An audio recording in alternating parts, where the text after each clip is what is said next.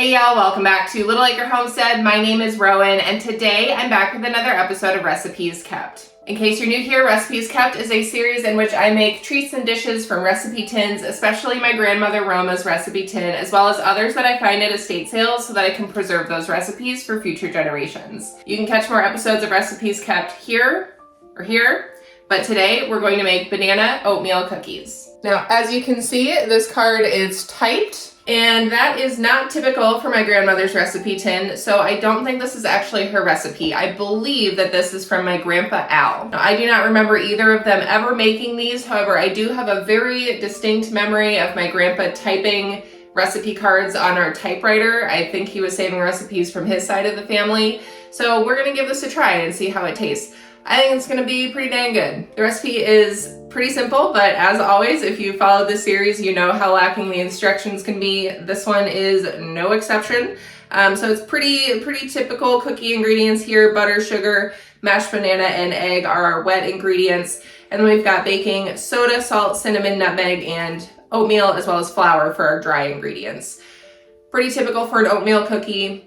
Very excited to give it a try. Now I will say, based on how the card is written, and I'll put a picture up here for you to see as well, I am going to cream the butter and sugar together and then add the other two wet ingredients, mashed banana and egg, into the mixer, the stand mixer, to get those going. And then we'll add the dry ingredients except for the oatmeal. We'll fold that in at the end.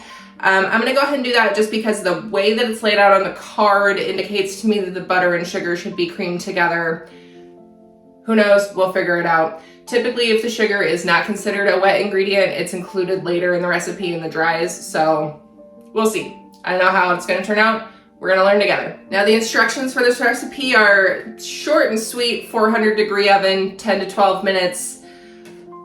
I don't know about that.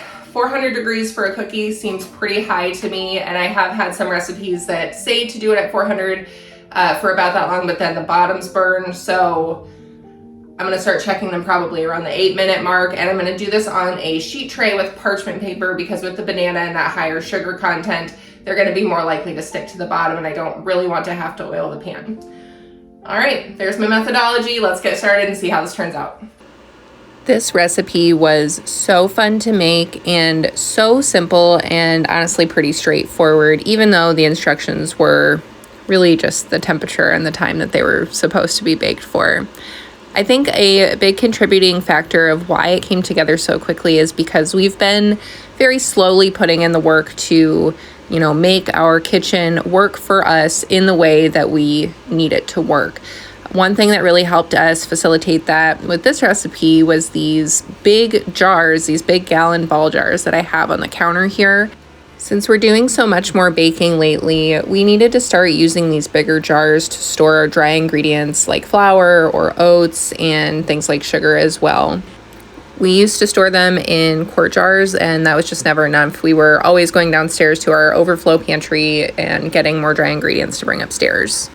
But this size of jar is way more convenient, especially if you're in the kitchen baking more, and I highly recommend it. If you'd like to support our channel, we have a link down below in the description where you can get this jar. Now, I mentioned this a little bit later in the video. I ended up only using 2 bananas, but I do think that you could use 3. It might make the cookies a little bit more moist, but I don't think that would hurt anything. All right, so our butter and sugar is creamed. I'm gonna get our dry ingredients, minus the oatmeal, of course, into this larger bowl so that we can put that into the mixer when all of the wet ingredients are mixed in. We'll do that in just a second. I've got the bananas mashed up, and then we'll break the egg in there too. The recipe says 1 cup of mashed banana, which I actually have not seen a recipe do that. I always see it as an amount of bananas. So I used 2 because that's what I had. But I think if you really wanted to, you could probably use 3. But 2 made enough, I think. Now, as always, you do want to use bananas that are, mashable. They need to be slightly brown. Bananas will turn that nice brown color when they're ready for banana bread because the sugars inside are starting to develop. They're sweeter, they're softer, they're easier to mash. And they don't have that I don't really know how to describe the flavor of a green banana besides just really not good. No offense to anybody who likes green bananas, but that's not me. All right, we got our 1.5 cups of flour. We need a teaspoon of baking soda. I really need to put this in a jar. Get a little bit more there, because that was not quite full. All right, and then we need, seeing the recipe says a 1/2 teaspoon of soda, not a full teaspoon. That'll be fine. Let us be fluffy. All right, and we need a teaspoon of salt. Measure with your heart. 2 teaspoons cinnamon.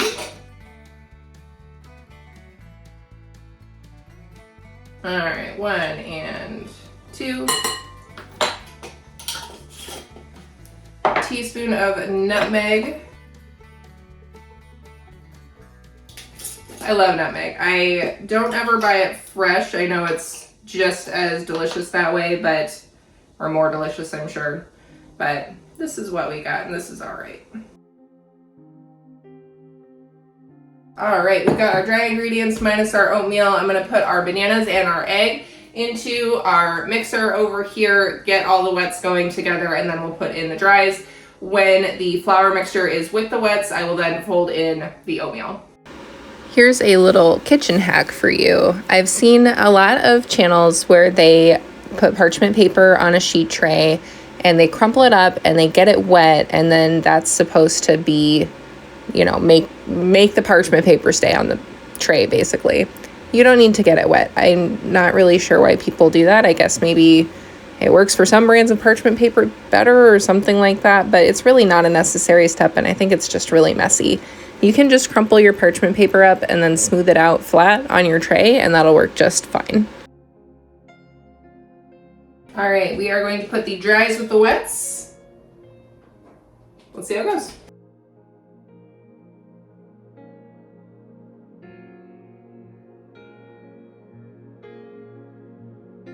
All right, we're gonna do the last little bit of mixing by hand here. Just to make sure it's all well incorporated. I forgot to set our butter out last night, so it wasn't perfectly room temperature. I slightly melted it in the microwave. I don't think that really is gonna matter, but who knows? Tell me in the comments if that matters. Does it bother anybody else in the cooking shows where they don't, you know, scrape down all the ingredients off of the mixer and stuff? It really bugs me. It feels very wasteful. All right, we got as much as we're gonna get off that. So this is a really good reminder to always make sure that you scrape the bottom of your bowl when you're mixing batter or dough or things like that.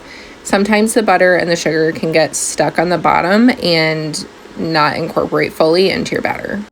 This is gonna be an interesting batter. So before even putting the oatmeal in, it is semi-fluid batter. I don't think I've ever seen a batter like this before. Let me get a measuring cup and we'll get that in there. All right, 1 3/4 cups of oatmeal.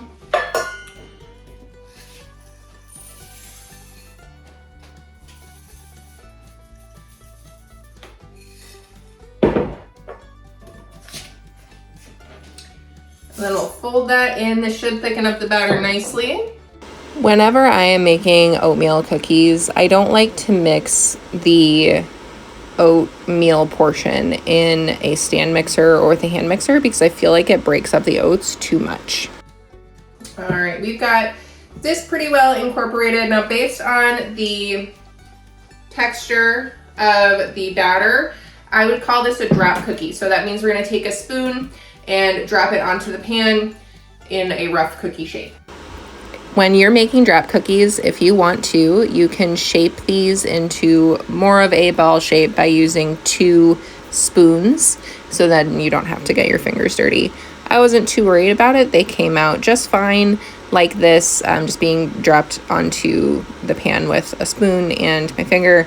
My grandma and I did this all the time, and this, I don't know, it's just a fun way to make cookies. It reminded me of her. It was really nice. All right, there are our drop cookies. I have some batter left over, so we're gonna do a second tray of, I don't know, 4 or 5, however many it makes. Let's get these in the oven and see how they turn out. And here is our first batch. These did take about 12 to 13 minutes at 400 degrees. All right, here are our cookies, our first batch. I'm going to let these cool on the pan for just a couple minutes, then get them onto a cooling rack. They did spread quite a lot, so that tells me that the dough probably, the batter needed to be chilled in the fridge after being put on the tray. Is what it is. They're still gonna taste great. All right, our cookies are done. Phil is here to help me do a taste test. This is a recipe that he picked out. Why'd you pick it? I had all the ingredients, but the bare minimum instructions, and frankly, I thought that was kind of funny. Well, little does Phil know that's almost every recipe that we've made for Recipes Kept, and it came out great. So we did have the first dozen that went in the oven straight from being mixed. Those flattened pretty significantly. They're also very soft, but I think they're still going to be very tasty.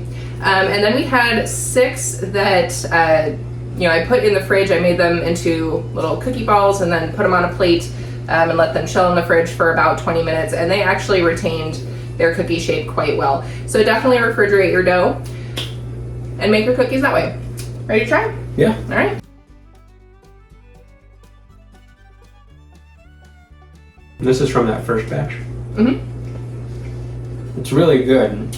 It's almost like a banana oat bread more than a cookie. These ones, at least. Let's try the It's really good. Okay. These ones also look pretty banana bready. It is not even half, but they're so good. They're really good. I mean this in a very positive way. They're not as moist as most banana bread. Like, they don't have like a wet feeling to them. I think this would make a good like grab and go breakfast almost. I know they're nominally cookies, but they're almost more like a muffin top. They are like a muffin top. That's a really good analogy. They do have a fair amount of sugar in them, so besides the natural sugar in the bananas, they do have a cup of sugar across 18 cookies, which isn't that bad.